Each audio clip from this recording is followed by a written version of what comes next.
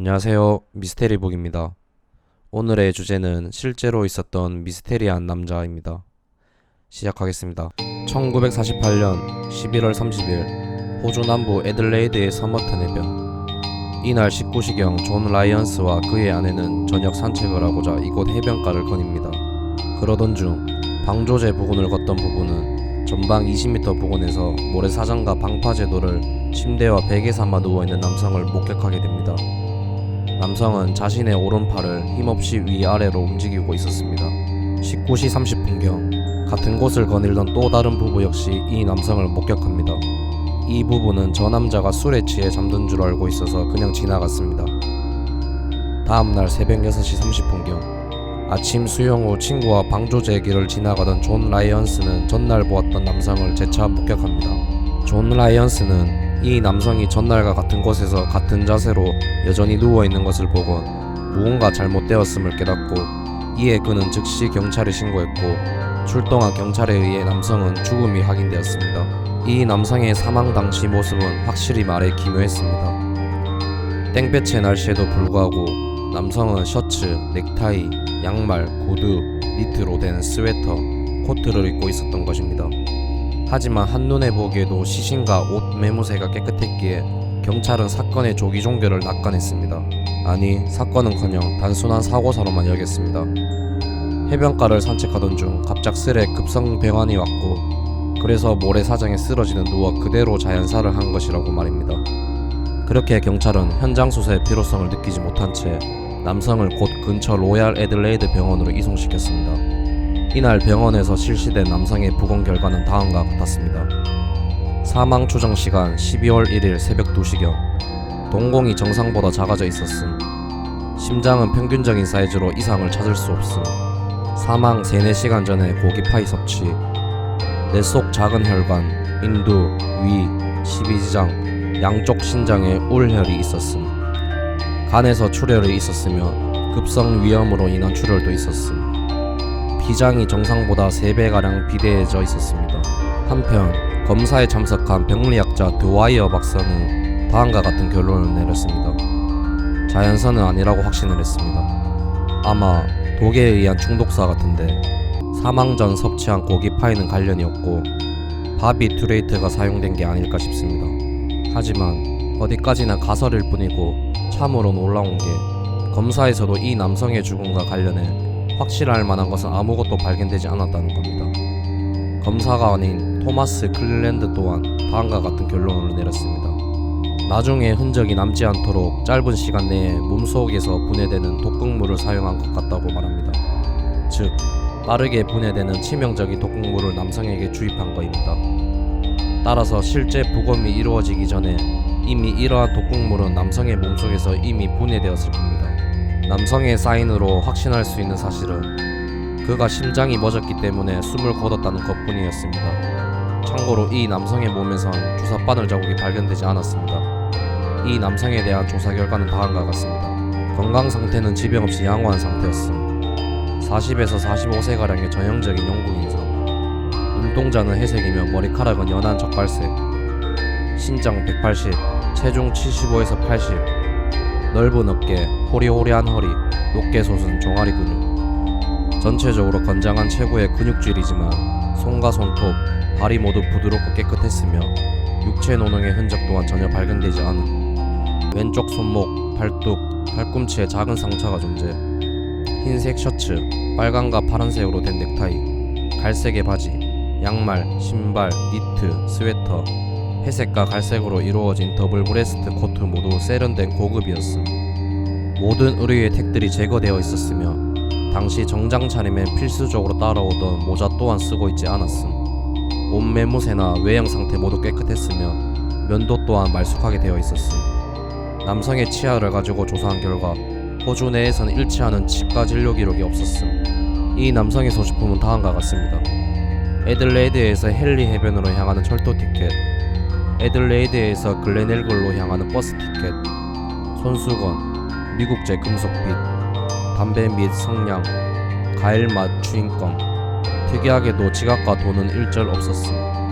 기타 신분을 확인할 만한 일체의 물품이 발견되지 않음. 경찰이 애들레이드 센트럴역 사물함에서 발견한 남성의 여행 가방에서 나온 물품, 속옷과 양말 각 4쌍, 런닝 셔츠 2개, 잠옷 1쌍, 빨강과 체크 무늬의 잠옷 가운, 택 없는 셔츠 1개, 노란색 코트 셔츠 1개, 칼라 스터드 1개, 넥타이 2개, 스포츠 코트, 밝은 갈색의 바지, 스카프 1개, 손수건 6개, 빨간색 슬리퍼, 사이즈는 250, 옷걸이 2개, 칫솔 및 치약 1개, 수건 1개, 면도킷, 바느질 도구, 브러쉬, 손가위, 테이블용 나이프, 찻숟가락 1개, 유리 접시 1개, 연필 3개, 고무지우개 1개, 구두약, 드라이버, 안전핀 3개, 라이터 1개, 커다란 비닐봉지 8개, 작은 비닐봉지 1개,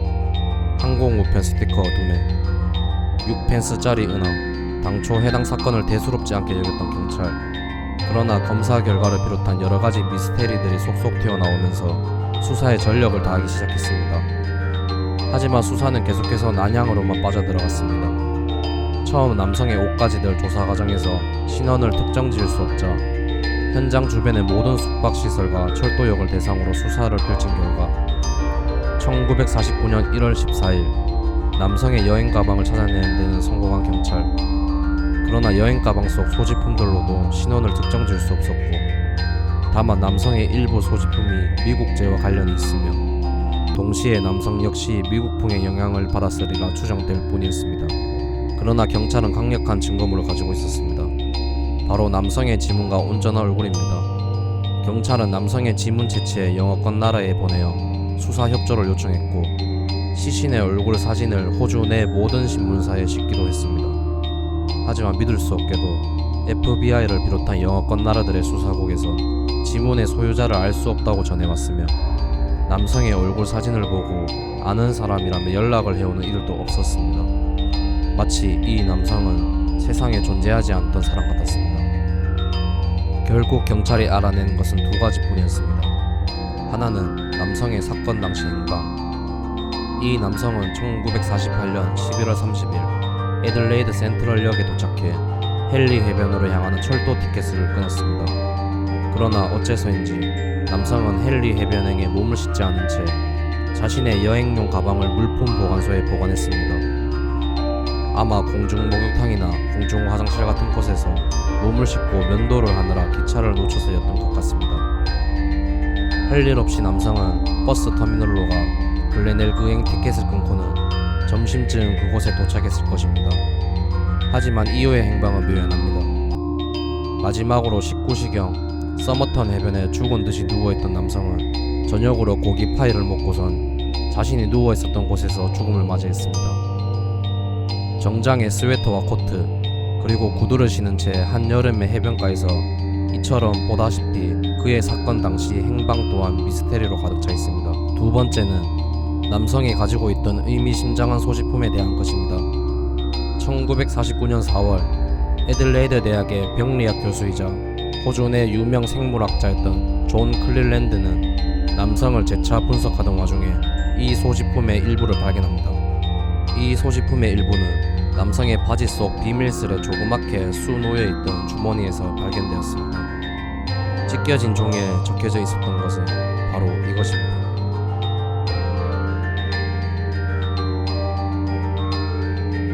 경찰은 이 찢겨진 종이의 재질과 그곳에 새겨진 글씨로 미루어 해당 소지품은 책에서 찢어낸 것이라 판단. 곧 이 종이가 페르시아어 사행 시집인 루바이아트의 마지막 페이지에 나오는 단어임을 확인합니다. 그렇게 경찰은 대대적인 조사 끝에 이 종이가 희귀판이라 할 수 있는 1859년 영어 번역 초판의 일부임을 알아냅니다. 이어 1949년 7월 23일 신문에서 해당 기사를 본 한 남자가 애들레이드 경찰서의 문제의 루바이아트 시집을 가지고 방문했습니다.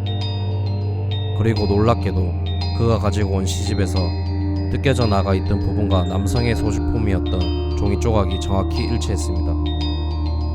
이 남자는 경찰에 다음과 같이 진술했습니다. 그 남성이 시신으로 발견되기 1-2주 전이었습니다.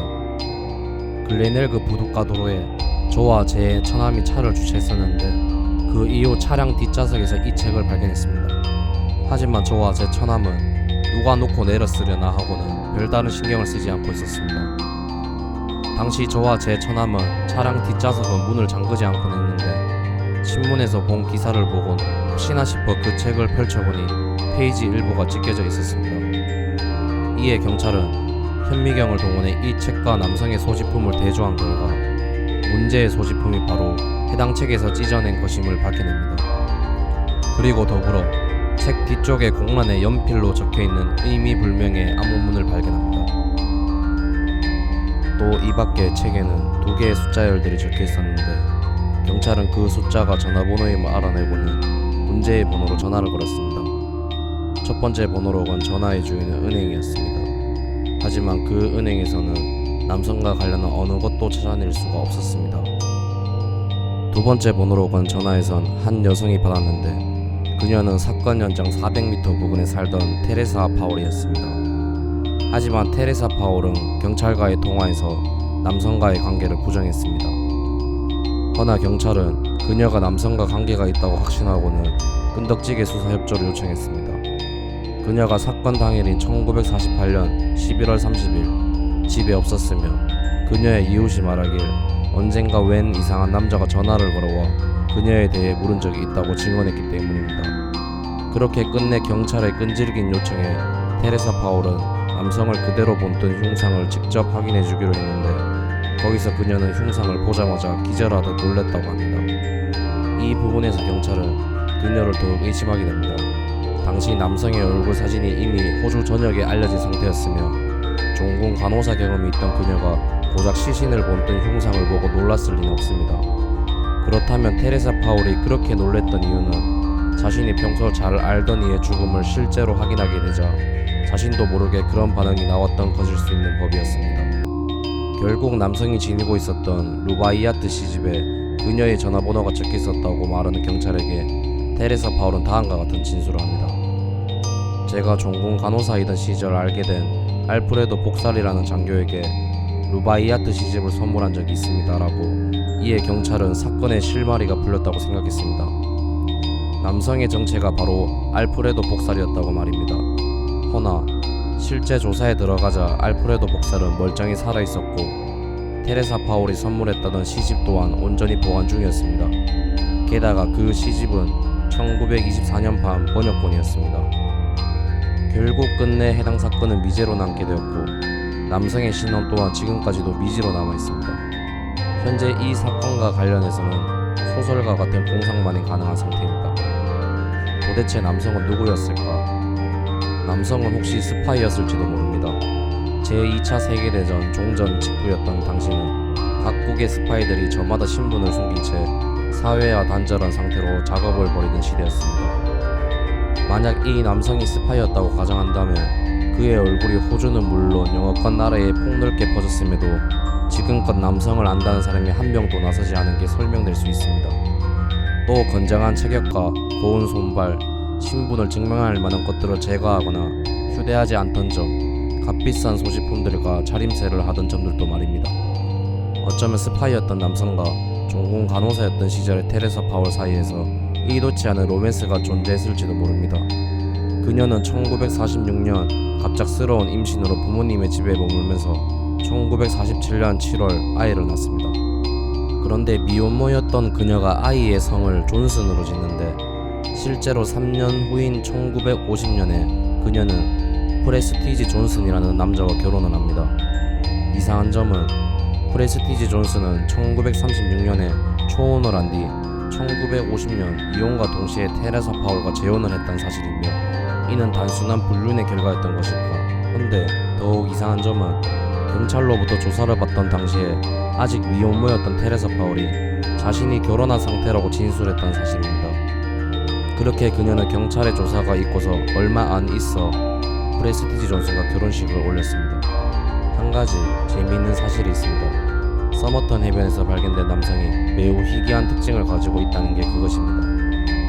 먼저 남성은 부분적 무치증을 앓고 있었습니다. 이는 유전병으로 치아 발육에 문제가 생기는 질환인데 실제로 남성은 정상보다 18개가 모자란 치아를 가지고 있었습니다. 또 하나는 특이한 귀 생김새입니다.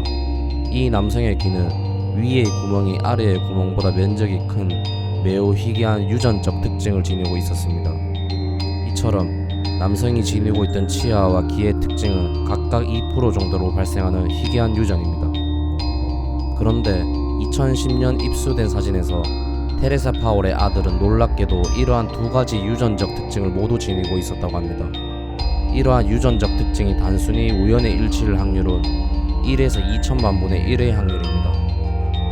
현재 테레사 파월은 2007년에, 그녀의 아들은 2009년에 사망한 상태입니다. 남성이 누구였는지, 어째서 어떻게 죽음에 이르게 되었는지, 그가 남겨놓은 암호문이 무엇을 의미하는지는 아직도 미스테리로 남아있습니다.